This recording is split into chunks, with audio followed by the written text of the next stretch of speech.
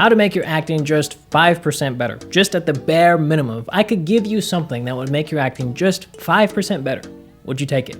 Most likely all of you would say yes. And with what I'm about to give you, maybe it'll make it 10% better. Maybe it'll make it 15% better. It really depends on the individual. But ultimately, if I can give you something that will make your acting even better, even stronger, would you take it? Most all of you would say yes. And that's what I'm gonna be giving you guys today. Something that can really help you with your acting in the process. Doesn't matter if it's a scene, doesn't matter if it's a monologue. I'm gonna be really helping you guys throughout this video today. And what it's gonna be requiring from you guys is to use some of your improv skills. So now, don't freak out. I know some of you are gonna be thinking to yourselves, wait a minute, I'm not good at improv, so how does this apply to me? It doesn't matter if you're great at improv, it doesn't matter if you're just kind of okay at improv, if you've never really dabbled in it before.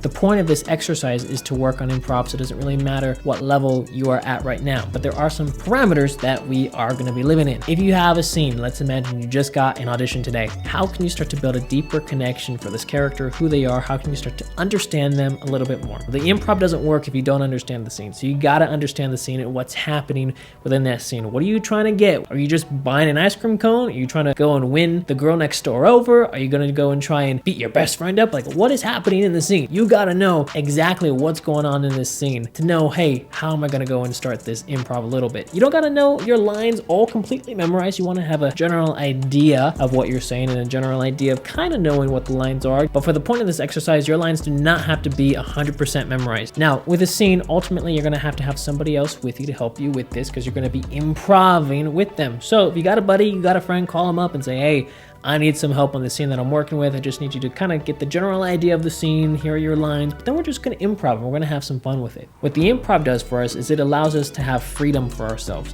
So you get to say the lines however you wanna say these lines. You get to add in whatever you wanna add in. You could add in a whole paragraph if you want. You could add in a whole little monologue into this scene because you're improving it right now. Improving is really coming up with things on the spot, but staying in the perimeter of the world that you're already in. And I would do it at a minimum 5 times. You could go all the way up to 10. I find 5 for me tends to work a little bit better. It's up to you. Now, what I get from this for myself is I start to realize some of these lines, what is my character actually saying? Maybe there's some lines and I'm really kind of not sure why my character is really saying it, or it's just not in my body naturally. During the improv process, maybe I'll say something a certain way that works for me, or maybe works for you. So let's say, for example, there's a line that says, I love you. Well, for me, I could look at somebody and tell them that I love them. But maybe for you, it's kind of uncomfortable for you to say that. Maybe you would add some things on beforehand. So maybe for you, how you would say it is, you know, I really got to tell you, I've been hanging out with you for a long time and I love you. Maybe that's how you would say it. And then you start to discover for yourself, oh, maybe that's the meaning that I have behind the words, I love you. So as you start to go through this improving process, you start to find for yourself, oh, what is the meaning behind some of these lines? And how you said I love you in that moment might be the perfect way for you to go and say I love you in that scene. So ultimately, we start really getting out of our heads when we add on this improv process. And again, you don't have to do it a lot of times. You do it 5 times. Ultimately, it might take 10 to 15 minutes out of your day. But that 10 to 15 minutes can help improve your acting for that character and make it even 5% better, maybe 10%, maybe 15%. It depends on how good your improv skills are. It depends on how loose you are when you're going through the scene. But ultimately, you start to find things. And as you start to find things and discover things with your character and throughout the scene, ultimately it starts to make your acting better because you're discovering more about the character and how you would interact within that scene. And you start to bring more of yourself into that scene or into that monologue, whatever it is that you're working on.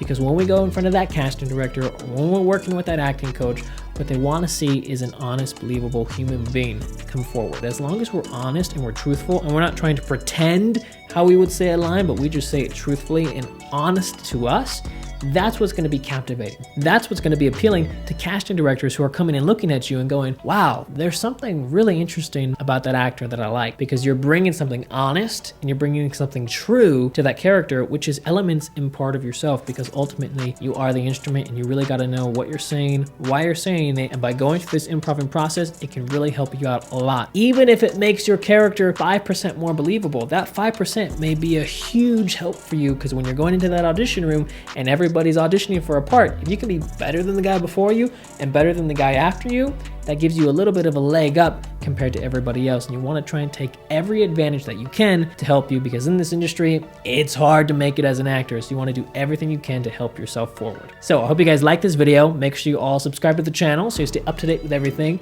Give this video a thumbs up if it helps you guys.